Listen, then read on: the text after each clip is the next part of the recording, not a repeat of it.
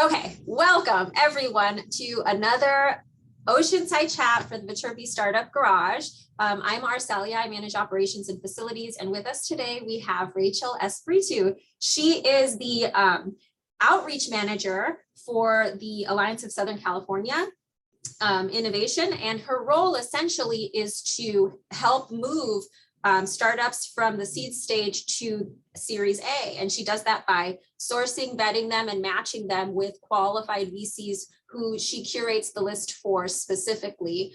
I will let Raychel get a little bit more into her background herself and introduce herself at length. Thank you so much, Raychel, for being with us. I'm really excited for your talk. Absolutely. Thank you, Arcelia, for having me here today. Really excited to be here. I'm going to go ahead and share my screen. Let me know if you guys can see everything here. And also, I want to make this a bit interactive as well. So feel free to drop questions in the chat, or anything that pops up. Feel free to just, we're going to make this interactive as well. So yeah, so this talk is, what does it mean to be Series A ready, from seed to Series A? Let's see here. And this is our agenda. So quick overview of what the Alliance for SoCal Innovation does, dialing in on what it means to be Series A ready, and then going into investor ready pitch decks, what not to do, because that's important as well.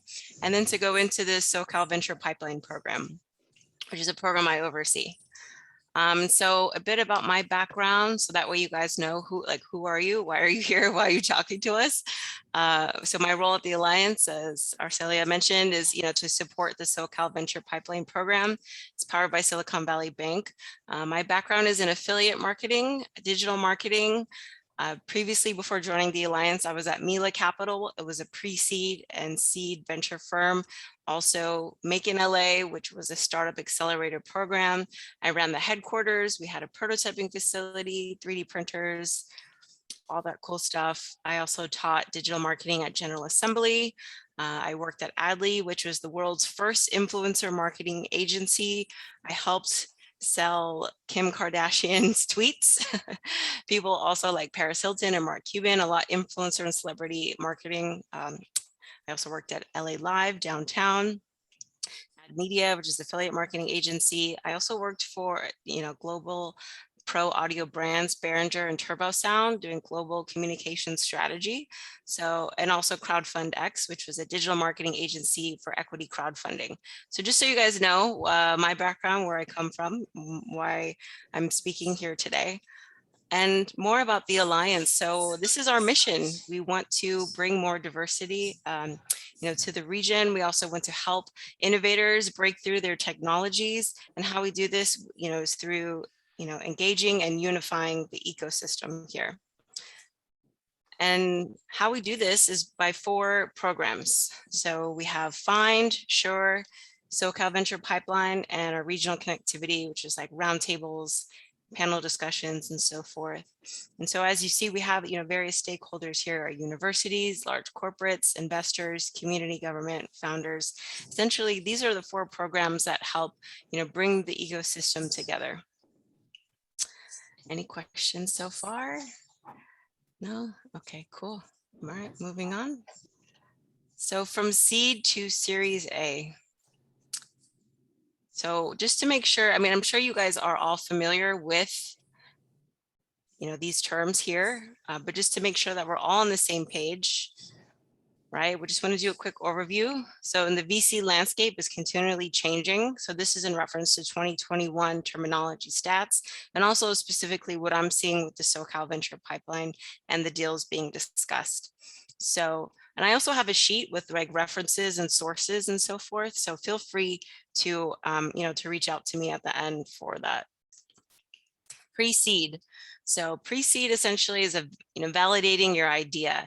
This is pre-institutional capital, right? This is friends and family, angels, incubators. The point of raising this is to, really get your idea out, and typically it's to demonstrate that your product fulfills a need. And also to clarify what an institutional investor is, that's like hedge funds, mutual funds, commercial banks, venture capital, which comes from private equity, right? So pre-seed is pre-institutional. essentially. Seed funding, this is, you have to think like a seed for, growing a plant, right? Seed funding is, the first equity funding stage, can come from friends and family, angel investors, incubators, accelerators, seed fund investors. The point is to develop the business idea to a point where it can be presented effectively, right? It covers the basic essential startup needs to build the company. So whether that's rent or equipment, payroll, insurance, research, typically if you're a tech company building software, mobile apps, everything that's needed to build that essential MVP, the minimum viable products. Series A is growth capital, right? Once you've developed a track record, you've launched the products in the market, demonstrating traction, some other key performance indicator, this Series A is essentially growth capital. So it's important to understand that, when we talk about Series A, it means that like you've already established your idea and that you just need additional capital to grow the business. Series B is beyond that, right? Well established, you need additional biz dev, sales, marketing, tech support, and so forth. And again, there's further later stage capital, but we're just focusing today on seed to Series A. Any questions here so far? I'm just going to check the chat. No, lots of founders here. Hello, everyone. Welcome. Hello. Okay, no questions so far? Yeah, nothing yet. You know what? I'll Okay. help you out, Rachel. Okay. I'll keep an eye on the chat and let you know if there are any questions that pop up. Okay, awesome. Yeah, that'd be great. Yeah, if you see anything that comes through, just let me know. Okay, great. So wait, let me see. And okay, so what exactly do we mean, right, by Series A? It's that point between the promise, which is seed, and then Series B, which is definite metrics. It's a bit of a sliding scale. Again, it's not an exact science. It's not an exact framework. It's a bit of art, but there's general indicators that would determine if a company is Series A ready or not. And so this is what we've seen as far as average check sizes for each round. Again, this is just, based on my experience and what I'm seeing from the SoCal Venture Pipeline program, based on the applications coming in. Also, based on the different funds that we're talking to and different founders, pre-seed, anywhere from 10K to 150K, right? And seed 10K to 5 million. I mean, it's interesting because our investment committee members, some of them have been investing well over 20 years, and they're like, what a seed fund is today is what a Series A used to be 10 years ago. And so it's an ever-changing landscape when it comes to investing in VCs.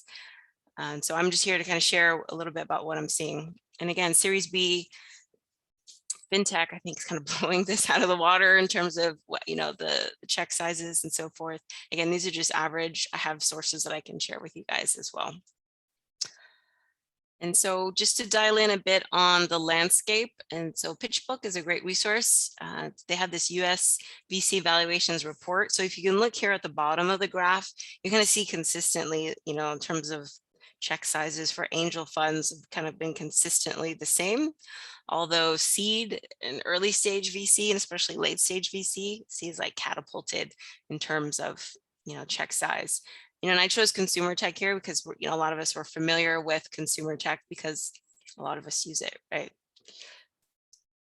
And so dialing in, what does it mean to be Series A ready? And this is direct feedback from our investment committee. First and foremost, 20% month over month growth. This is one of the most important key metrics to show. So showing that in your financial projections, showing that in a graph, like clearly stating how you were able to grow month over month. Again, 20% is not exact science, but around that you have a clear business model, you're demonstrating traction. That is like the key piece. 1 million ARR for SaaS companies, annual recurring revenue, right? So if you have some sort of software, subscription-based software company, it's important that you hit this metric. Again, not an exact science, but just a general indicator.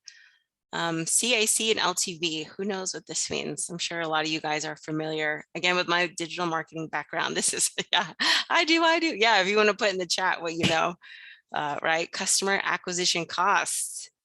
How much does it cost to get your customer on board, right? That's important metric. And LTV, the lifetime value of a customer.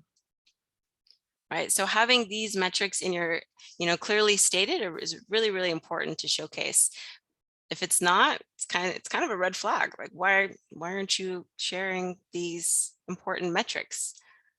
And there's a lot that can be found online in terms of how to calculate this. There's a lot of great resources. ProfitWell is one of them, but essentially to calculate, the CAC, it's the sales and marketing expenses. And, I don't know, we can go into it later if you have more questions, but you can find this information online. Product market fit. This is a big important one as well, that you can show, hey, this is what I have and these are the people that want it. Right? I mean, that's important that you're able to showcase that. Secret sauce, what makes you so special, right? Patents, hey, this is clearly we have a patent or a patent pending technology. Geographies, a specific geography is on lock. Is the government okay with what you're doing, right? Regulatory approval and all, right? These are all key pieces that are really important to show, as well as other key milestones, strategic team hires, strategic partnerships or business development plays. And then also the founder and founding team expertise, right? We want to see, oh, I have an AI enabled software platform. Well, does your founding team have AI experience, right? Also a clear plan to move forward and a clear company narrative. So for example, if I'm like, hey, David, can I borrow $1,000? I kind of have this thing I want to do. It's kind of an idea. I'm not sure yet, but I did it one time, but maybe it'll work again, right? No, versus David, can I borrow $1,000?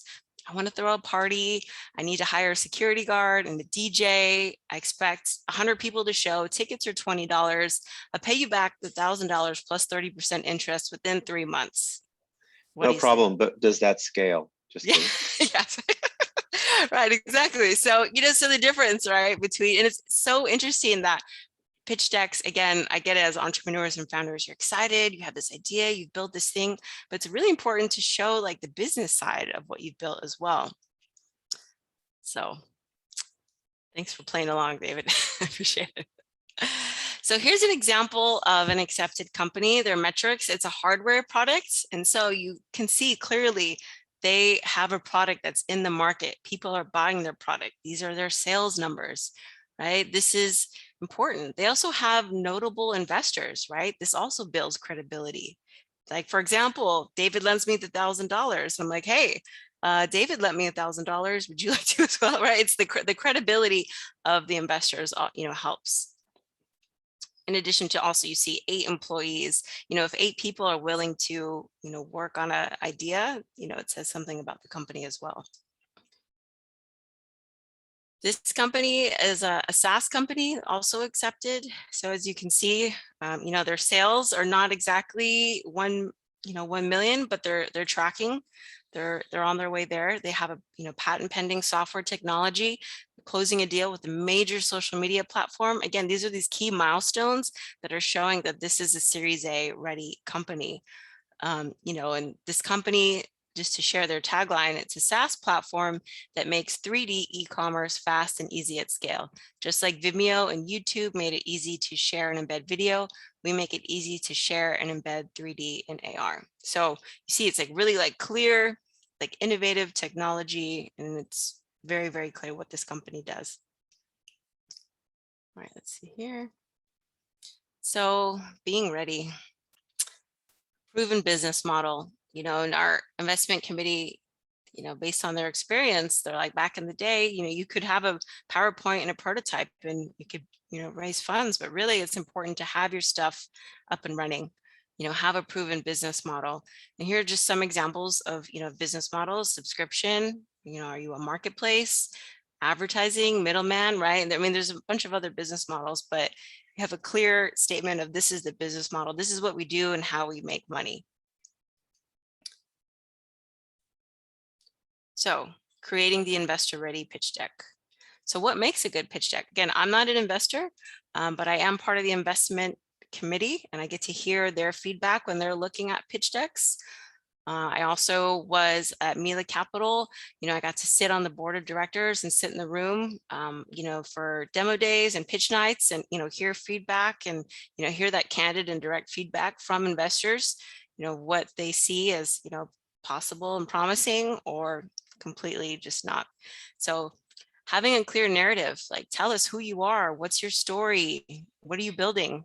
And then also having a clear sense of direction. Where are you going? What is your vision for the company?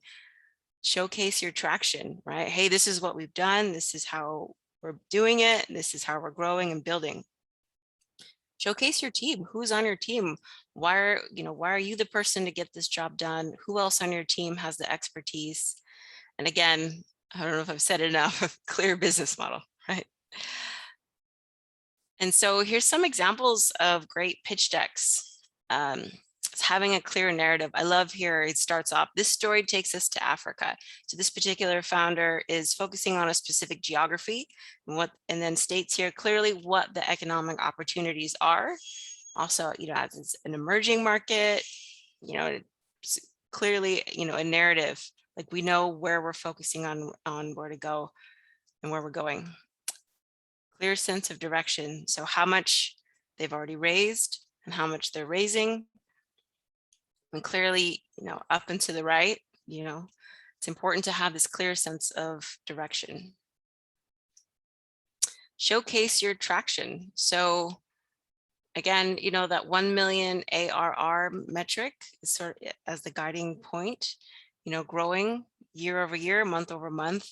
You see here, this is, clearly demonstrating, and you can see so if you look down at 2020, right? I mean, that was the year to have some sort of SaaS platform, learning, education, anything, that was the year to launch it and grow. Everyone was home and online. So if you didn't launch or grow during that time, it's kind of like what happened. We did have another company that applied that was like a telemedicine company. But they didn't really show clear traction they launched in 2019 and nothing happened 2020, 2021. And it, kind of makes you wonder, like that was the year to get things done. Like, why not? So it's really important to showcase traction for your company.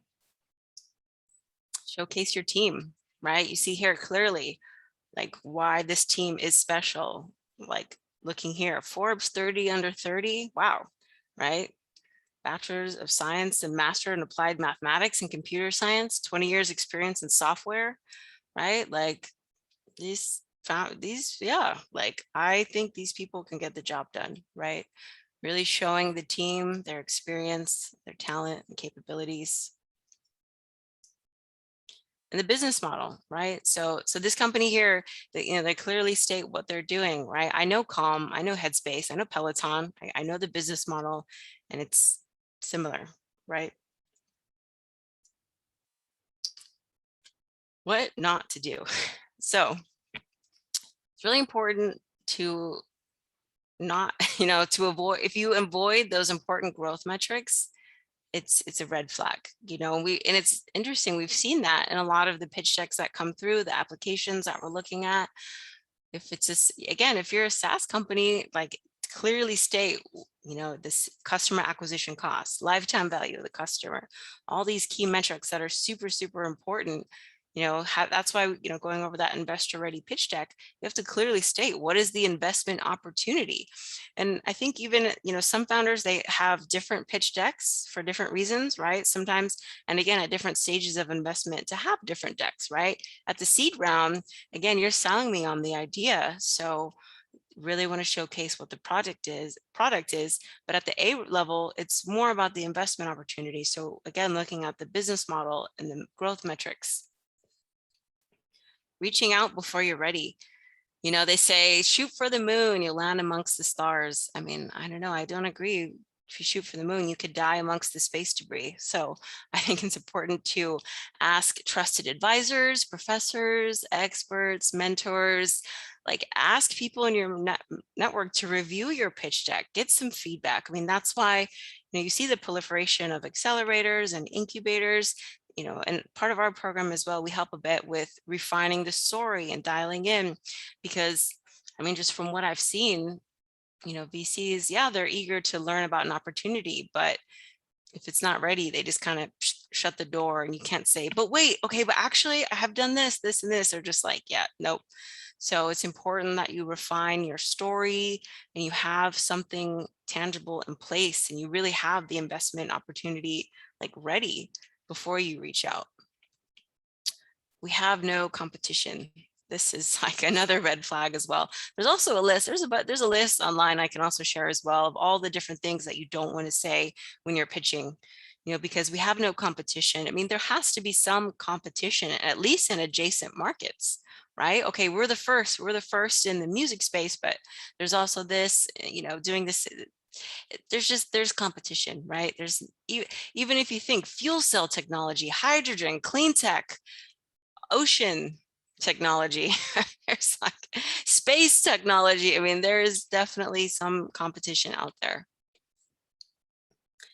Grasping for straws. This, I'll take what I can get. Our program, what we look for is companies that are raising a Series A round, look at 4 million and above. And if companies reach out, we're 2 million. We're like, well, the minimum is 4 for an A round.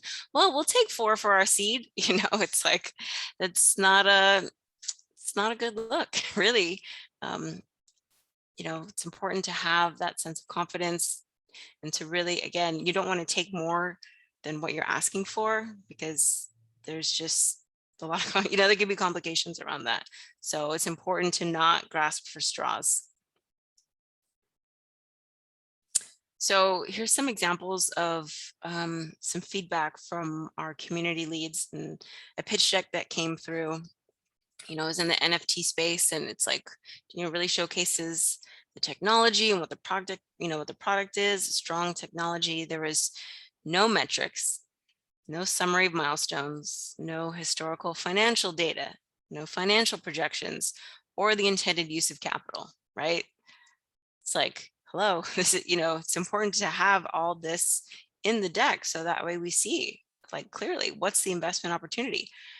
And so usually if there's stuff that's not being showcased, are you very early? There's no revenue, there's no good customer metrics yet, right? Maybe you've raised a certain amount, you've burnt through it all, and you don't want anyone to know.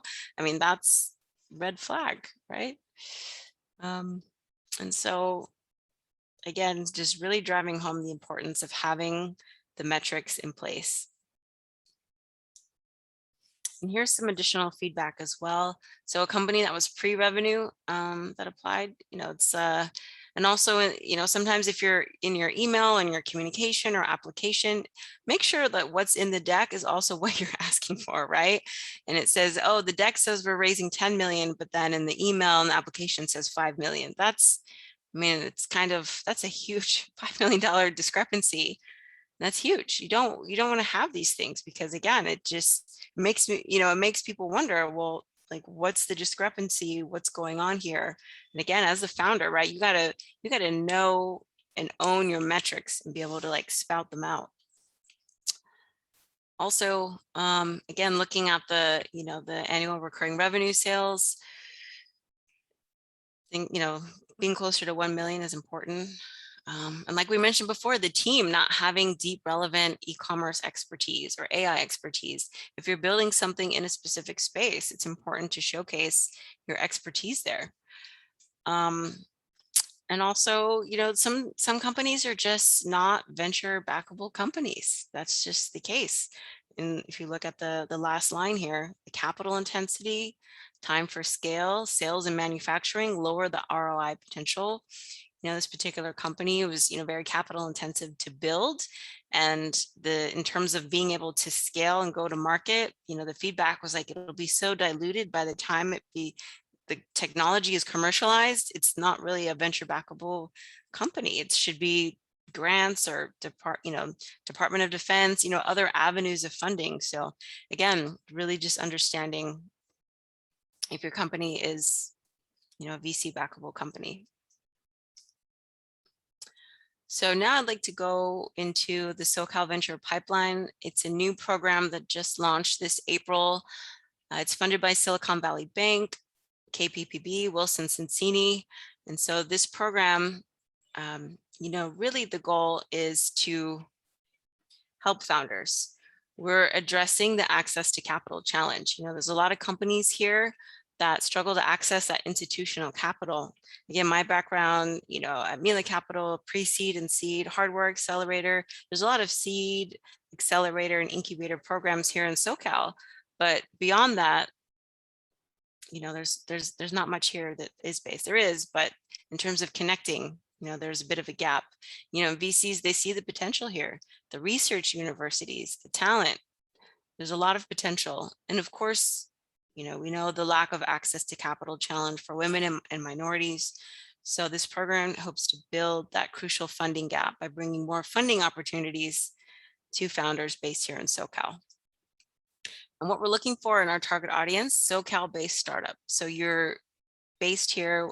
One of the two co-founders is based here, headquartered in Southern California, Santa Barbara to San Diego, planning to build your company here, and that you're ready for your first institutional round, which is about 4 million and above, the Series A, and that you've already raised about 500,000 of angel or seed investment.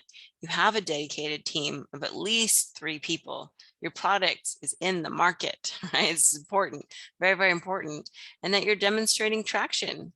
Again, it doesn't necessarily have to be revenue. It can be users based on the business models, right? But if you have a clear demonstration of traction for users and a clear plan for monetization, like that's a win-win. And we have an experienced VC program partner. Mike Kren runs Connect, San Diego Venture Group. They've been doing this similar program since 2015. He's been able to bring in $650 million of Series A capital to San Diego-based startups. They have a similar framework, and they get about 10 startups funded each year through their VC introductions. Mike has a Rolodex of over 400 active funds nationwide that are actively seeking deal flow. And because of the program and the ability to vet and source qualified startups, the VCs, they take his phone calls, they answer his emails, and they're looking for more deal flow. And how it works. So the pipeline process flow, we have referral partners.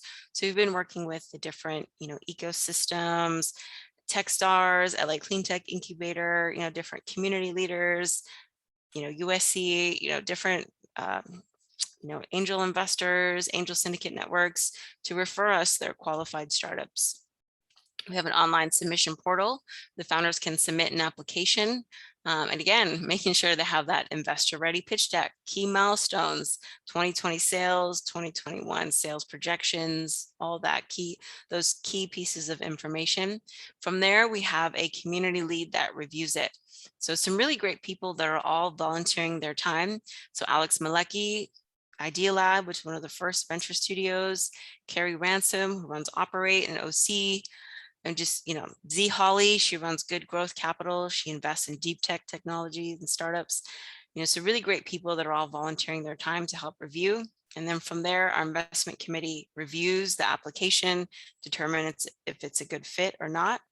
And if accepted, that's when the matchmaking begins. And from there, it's up to the founder to, take the meeting, present their company in a positive light, knock it out the park, get the term sheet, but really we're here to help facilitate those introductions. And if not accepted, there are some companies that are in what we call the not yet category, meaning they're showing promise, right? Maybe they have 20% growth, but it's only been for 2 months, right? So it's, okay, let's wait and see if this is a, repeatable, trackable business that's growing. And then we'll circle back. So we have about 17 companies that are in this not yet category that we're keeping an eye on. And so far we have 4 accepted companies, actually 5 today. One of the accepted company founders is here.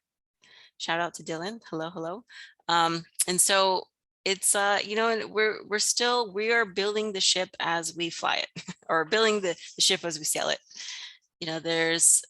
There's a lot of work to be done. There's a lot of great companies here that are all building great things. And our hope is to get them funding access that, that they need in order to continue to bring more breakthroughs and innovations to the world. To summarize, focus on growth. Again, really from seed to Series A? How are you growing your company?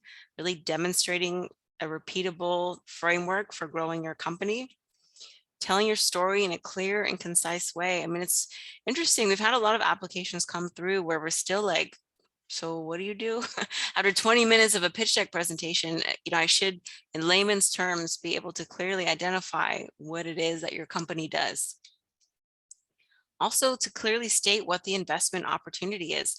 I think it's, and we've seen this as well, where some founders are saying like a range. Okay, we're doing like 4 to 8 million. It's like, that's, a bit range. It's like being specific on how much you're raising, what the investment opportunity is and why. And again, like, here's the money that I need and here's what I'm going to do with it. I mean, it's pretty straightforward. And again, state the facts. Don't avoid the important metrics. If you're avoiding them, it raises a red flag. And I would say, again, from the investment committee, they like to hear the truth. You know what? COVID, we had to pivot.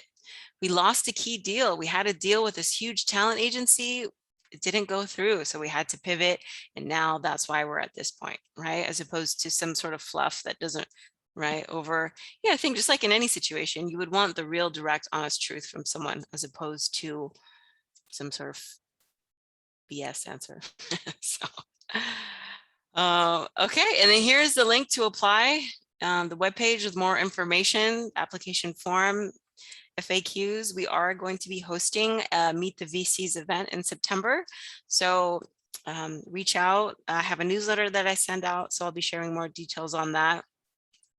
We'll have, VCs from the network. We also have this VC engagement program. And so they'll be sharing more about what deals they made and why. So you'll get to hear directly, more about, what it takes.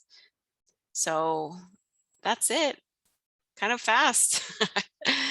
That's so much though. You covered everything. So I'll kick off the questions, but I really do encourage people to raise their hands and ask questions of Raychel while we have her. Thank you, Raychel. You really did go through every aspect of what it means to kind of approach Series A investors. And if you don't mind, can you reshare the deck and go back to that criteria page? That was really great. I appreciated that page. And my question is regarding, for earlier stage teams who maybe are not yet ready to, start pitching to Series A investors. What from that breakdown should they be in your opinion, should they be focusing their attention? Is there an order of operations to kind of putting together a really, really good presentation? So for instance, it's like with dating, right? This is, if you're finding the perfect man or woman, you have your check boxes, and if they check them all off, you're happy forever. But I'm assuming that in most cases, startups aren't checking every single one of these boxes for Series A investors to say, okay, you know what, I'm going to go with this. So is there kind of a prioritization to this list, or is it don't even try, you can't check all of these boxes? Yeah, I mean, so I would say if you can't check all these boxes, then it's you got to ask yourself why, and there's also a lot of alternative funding solutions from venture capital, right? There's equity crowdfunding, or there's other, there's a convertible safe note, right? There's venture debt, there's other alternatives to get you to where, just say, again, you raise your seed fund and you're burning cash and you're running out, and you need some funding to continue. Or, we've also seen if you have a product, you have all these orders and you need an additional flush of cash to fulfill those orders for whatever reason.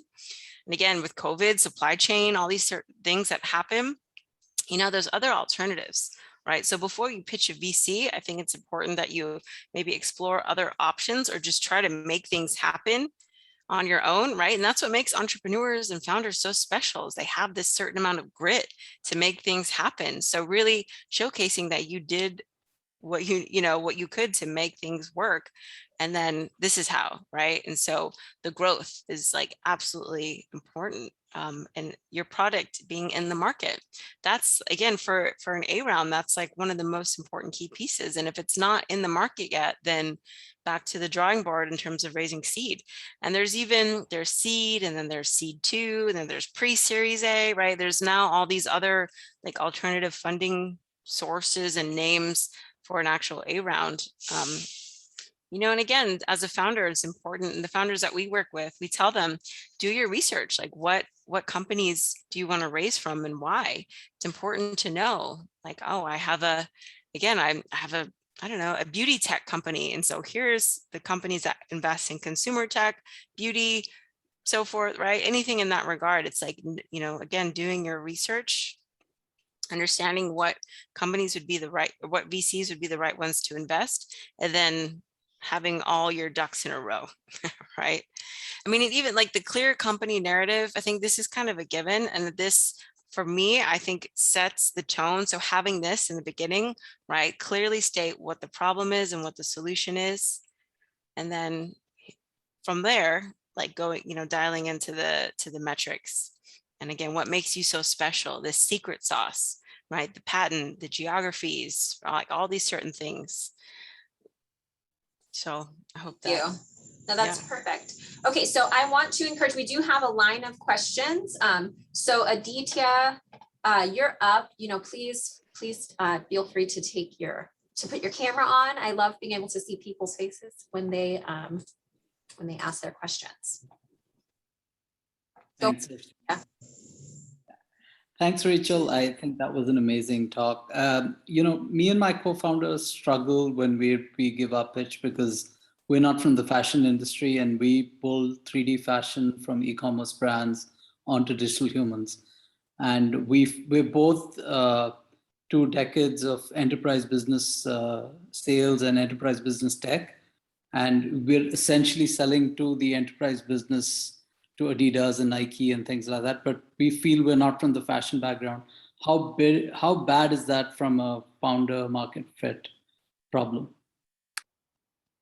Sure, that's a good question. And I think everyone's going to have a different answer, but we actually just seen that recently. We had a Q&A session with a founder. It was a video platform, and the presentation, to be honest, the Q&A wasn't, well, it didn't go so well. The founder was not as engaging. We asked to see the product. He's like, oh, I don't really do that. Like, that's our sales guy, And so I think even having someone that's, like if it's a salesperson or someone that knows that, bringing someone else within the team that has that dynamic, like charisma, that can really like pitch and share that for that particular portion of the pitch presentation is fine. We also had this VC engagement program, and Jeff Wilkes, who's like former like Amazon CEO, he was like, he threw out the idea. He's like, founders should hire actors to do their pitch decks for them. Even just as like just because if you're a founder and you're building something and that's not your expertise, like why not? That's genius, right? Bring in someone else who can, feed them the lines, tell them what to say. And then when there's questions, you can come in with the technical expertise. So. Great question, Aditya. Thank you. I'm going to hand it over to next in line. It looks like Julian. Hey, Julian. You there? Yeah. Hi, Rachel. It's Julian. So I'm CEO of Open Sesame. I'm one of the Viterbi companies. We've already raised, I think, 1.7, and so we actually will be going for our 4 million raise in December. So this is very fortuitous. As part of going for that raise, we normally plan out the seats at the table and the types of people that we want to be in that raise. And so one of those buckets is venture capital or particular people in that regard. So I think what would be really good to understand is we don't just look at it as money, we look at it as money plus guidance, so accelerating what we're doing. And a lot of the presentation was communicating the perspective of what the founder is coming in to communicate, right? I wanted to understand from the other side, which is what is it the VC can give us? So, so is it possible working with you to get an idea of the list, get an idea of if we were successful, we could end up talking to one of these people? Because normally what we would do then is personalize our message to you know, who the end outcome would be in that regard, and then explain how together we would then accelerate together. So yeah, I just wanted to get an idea, you know, because, you know, there's sector specific ones and that sort of thing. We're doing a lot in telcos and digital media and that sort of thing. So yeah, it'd be really good to understand that. Yeah, absolutely. And I love that you added that, you know, in terms of from the VC side, right? It's also about the value that they add from their expertise, right? Their, you know, portfolio companies, is there potential, you know, business development plays down the line within the portfolio, like what, you know, their expertise is super important. And that's also, we work with the founders in the program to help them tailor the message based on the pitch. And so, you know, our network is 400 active funds. So all the top largest firms, right? And as well as very specific, you know, whether, you know, consumer tech, you know, B2B, right? There, it's pretty much every, you know, technology agnostic. And so it's important that the founder, the more that the founder comes ready to like, hey, these are the 10 firms that I want to meet. And then here's like my email pitch for each one, and use this, right? Just like having everything ready to go. It just makes those intros so much easier. And again, it's super, you know, it's buttoned up, it's polished, it's ready to go. And so, you know, to your point, we have access to, you know, 400 active funds. So it's not so much about like, you know, listing the names. It's more about like the founder understanding, well, and doing their research, which funds would be the right fit for me. Because ultimately, you're the one getting into business with these people, not us, right? So, but we can help make any of those intros possible. So there's a lot of, you know, Crunchbase and PitchBook. I know PitchBook's pretty expensive, but there's probably other, you know, companies that can, you know, help you with access to that. Also, depending on who you bank with, like Silicon Valley Bank, right? They offer a lot of resources as well. So I hope that answers a bit. Yeah. I'm just asking specifically for the venture pipeline. So, oh, sure. So meaning like who are the people that if we make it to the final bit in the funnel, who's in that list? Because what we would do is on the second step, we would then personalize based upon that. It's either going to create value for us or it's not, right? So that's what I'm really trying to specific that, because we would be looking to apply for something like that. Yeah, well, I can share with you, I'll put a link in the chat here. So the VCs that we have in our VC engagement program. And then from there, I mean, like I mentioned, it's 400 active funds. So there's a lot. So I'll just, let's see here, put the link in the chat. And these are some of the top VCs that we as the Alliance work with. Awesome. All right, thank you. Yeah, you're welcome. All right, look forward to it. Great question, Julian. Okay, I'm going to move it on to David Gerber. Hey, David. Hey, do we want to let Jorge or Gunjan go ahead of me? I'm just doing it based off of how okay. queued up. All right, sorry. Hi, Rachel. Thank you for a really excellent talk, actually. My question is pre-Series A. It's more a seed question, and it's a question of red flags in the due diligence process. And I bet you see a lot of that anyway, so hopefully this question's okay. One of the issues that we're faced with is I'm an academic, so I'm a professor on campus, and yet I'm also building a startup with 2 computer science colleagues of mine. And how much of that becomes a red flag in the diligence and the valuation process in your experience? And what is the right answer and what are the wrong answers when that question gets raised or transparently gets disclosed? Yeah, I wouldn't say it's a red flag. I think it shows, I mean, it's a natural like connection, right? Of where, you know, people that work together, you see that a lot of times, you know, founders that work together, you know, other previous companies, they went to university together, right? And that's why we, you know, have incubators, accelerators, you know, research universities, institutions and such. So that way people can meet and connect. And I haven't seen that in terms of the connection between the founders and the founding team, we haven't necessarily had any flags raised there. It's only been around the expertise. So, but like, let's say if you have someone on the founding team that's a partner, but kind of dead weight, they don't really show what they bring to the table, then that would be a red flag, as opposed to, just someone, being on the team that you've met through a commonality. But what about the second part of that? Is, so for example, in a non-deep way, it looks like I'm part-time, and in a sense I am, as I'm still holding on to my faculty salary. That's how I understood your question, David, and that actually comes up so often at the because we're so closely affiliated with the university that we actually do have preference towards faculty founded teams.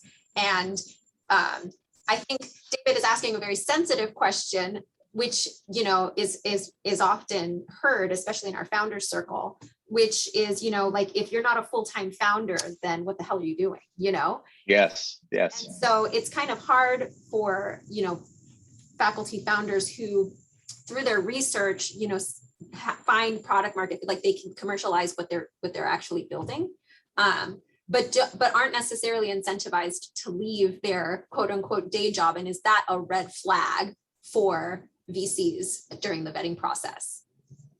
Is that, am I getting that right?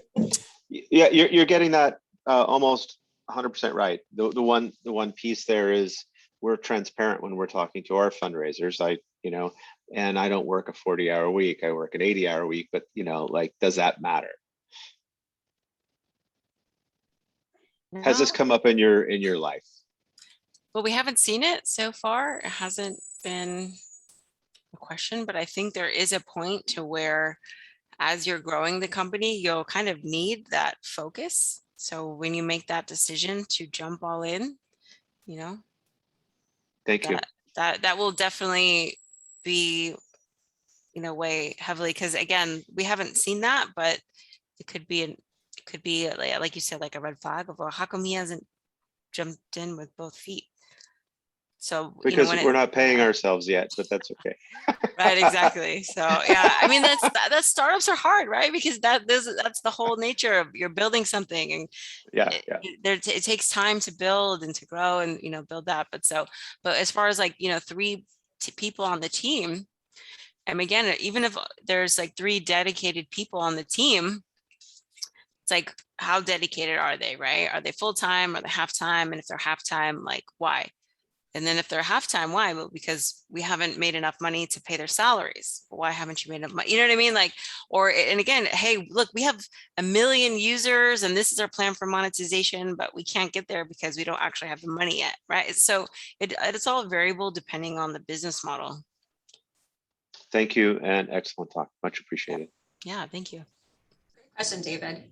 Okay, moving on to next in line, Jorge or George, whatever you decide. It's all right. All right. Thank you so much, Raychel, for talking, Arcelia, for the time. So my question comes up for the kind of numbers that you put for kind of preparing yourself to the Series A.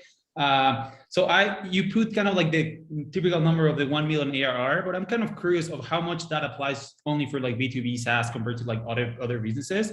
And like, on top of that, like how much you think like VCs at that stage can also think of like the margins in that sense? Because you could be having like an ARR of 1 million, but just have like 0 profit with the cost structure. So kind of getting an insight on that side. Sure. Well, so to start with the first part of the question, that's just the general indicator, right? That's the metric that really has VCs determine as, okay, this is a scalable, repeatable company. And again, as you saw, one of our accepted companies only has 600,000 in ARR, right? But in terms of certain key milestones and strategic partnerships, they will get to this point, right? So really like showcasing what that opportunity is. And again, B2B SaaS, right, is like, that's all VCs love that, right? That's the easiest company to build, to get a VC to say yes to, just from what we've seen. But at the same time, it's like, to your point about like, so sorry, there was a second part of your question. Yeah, in terms of the margins. So I was saying like the margins. When you run, for example, a marketplace or something, sometimes you just are getting that amount of in my case, it's a managed marketplace, so we get that revenue, but sometimes the margin would be like probably like 5%, 2%. So whenever it comes to net profit or net margin or revenue, net revenue comes very low. So that was kind of like the question on how you could like weight that part in to consider if you're ready or not to the Series A. Yeah, sure. So we did have one marketplace company, and they were, and again, they weren't accepted because the margins were low. And so they said 60% is about what they'd like to see. So, a little more than half, 60% profit margin for marketplaces. Okay. Yeah, I mean, that's perfect. Thanks so much for the time. Yeah, of course. Thank you. Good question, Jorge. I'm going to move it to Gunjan. Are you there? Yes, I'm here. Thank you so much. I really enjoyed the presentation, and very good approach to where the mainstream sweet spot might be for Series A funding. I have two questions really. First of all, compared to the last time I was involved in raising money, it seems there's a heck of a lot more VCs in the world today compared to a few years ago. And my question is there resources that are recent, that are more sophisticated in terms of finding the best fit for the right type of VC, but more so than the VC, it's really the individual partner at the VC fund that might be the individual to approach. And the top of the funnel just seems much wider.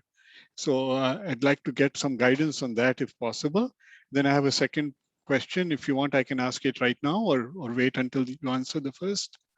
Sure. So yeah, to answer your question, it's going to take some digging, right? So Google, LinkedIn, Crunchbase, that's where you'll find the information. PitchBook, again, is such a great reference. It's so expensive though. I think it's like $20,000 for a year subscription.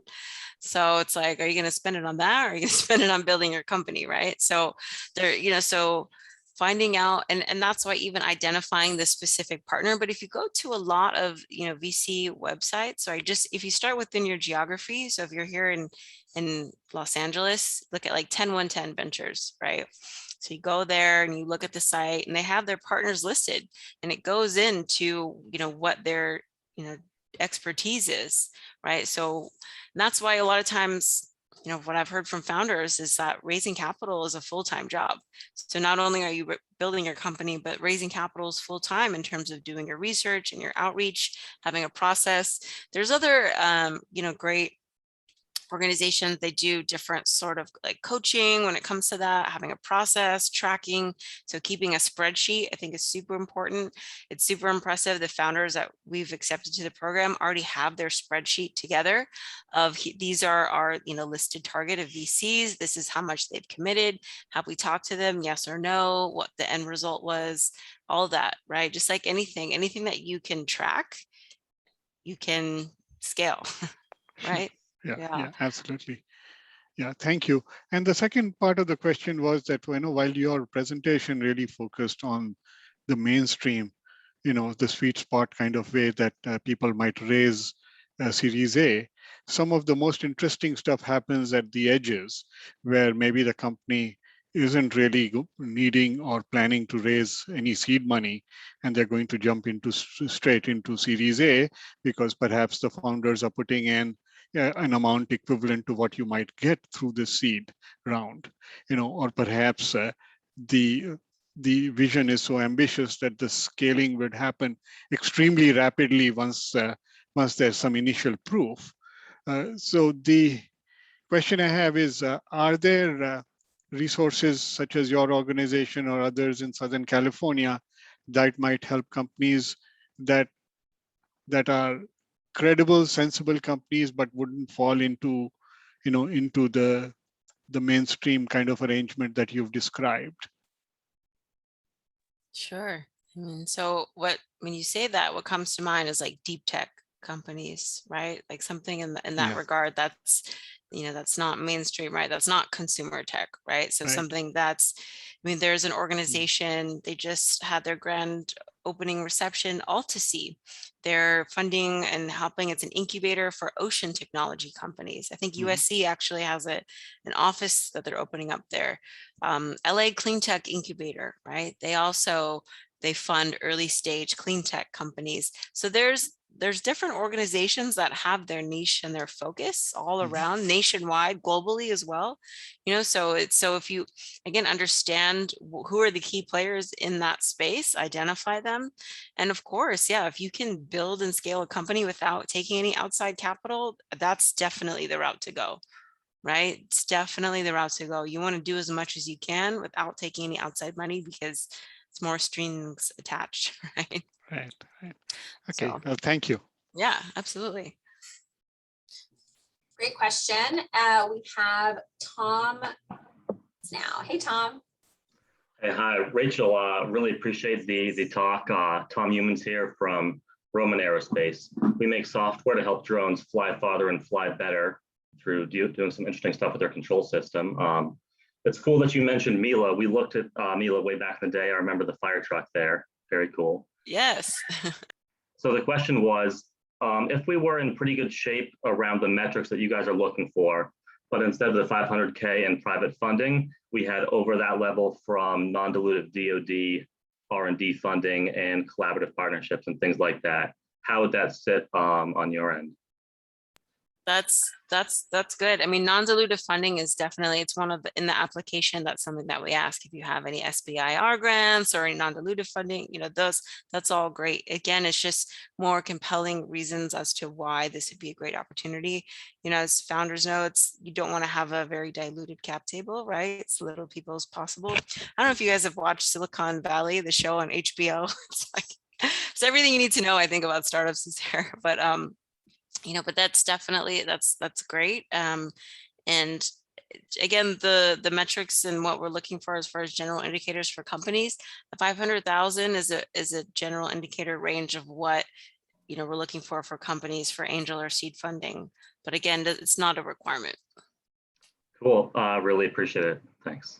Yeah, cool. I look forward to seeing your application. Yeah, we look forward to talking. Yeah. Yet another good connection happening at the Viterbi Startup Garage. So I just want to thank, we're at time and we don't have any more hands raised. It's almost, perfect. Raychel, what a great talk. I'm constantly trying to get people such as yourself to come in and, essentially talk about what the conversation is on the other side of the door, right? When the door closes and the intros are done, what's communicated between VCs amongst VCs and what's communicated between founders amongst founders. And I feel like every so often it's so important to kind of hear what those conversations are, what they're actually looking for and what the red flags are. So thank you, for sharing all of that information. This video will be sent out to everyone who's participated. So anticipate that in your inbox, along with the transcript. And Raychel was so kind to share her deck. And so that will also be included. So all of these really great resources. Hopefully we can have you again, Raychel. I'd love to host you again for another Oceanside Chat. We actually will be onboarding a cohort in the fall. So there'll be some new teams, some new faces. So this is going out also to everyone in the chat. Keep an eye out in your inbox for our live application for our fall recruiting session for the Viterbi Startup Garage. Raychel, do you have maybe one piece of advice, like a parting word, something that you learned in your experience with startups, maybe a please do or please don't, something like that? Yes, the golden rule, treat others as you would like to be treated. And, and as founders, we know what you're doing is difficult and challenging. But also keep the faith, keep on. If you have an idea and you see that there has a possibility to make the world a better place, hold tight to your vision and Godspeed. Great. Okay. Thank you, Raychel. And I have to say thank you, RC, to another awesome talk. Oh, no problem. This is great. You guys, please continue to join us for our Oceanside Chats. We'll keep sharing them. And I'll keep sharing them with you, Raychel, to share out with your network as well. Wonderful. Thanks so much. Yeah, and feel free to connect on LinkedIn, everyone. So thank you for having me today. Bye. Bye. Bye. Already did it. Thank you, thank you, thank you.